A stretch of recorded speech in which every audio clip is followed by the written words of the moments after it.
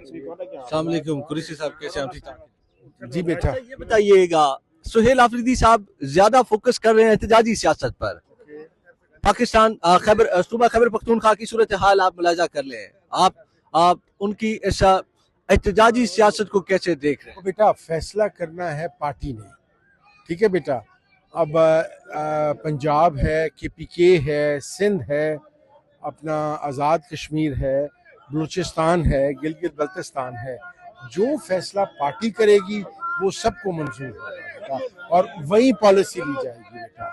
सूबा खैबर पख्तूनख्वा के अंदर दहशतगर्दी सर उठा रही है, लेकिन इस हवाले से CM साहब इकदाम करने में नाकाम। देखो बेटा, ये है फेडरल गवर्नमेंट जो है ना, क्योंकि बॉर्डर्स जो है ये प्रोविंशियल गवर्नमेंट के अंडर नहीं आती। ये जो इंसर्जेंसी हो रही है ये तो फेडरल गवर्नमेंट की जिम्मेवारी है सिक्योरिटी प्रोवाइड करना। ये प्रोविंशियल गवर्नमेंट तो जिस हद तक कर रही है करती रहेगी और कर रही है, पर एक्चुअली तो ये जो है ना, आप देखें बन्नू के अंदर 12 पुलिस वाले शहीद हुए हैं।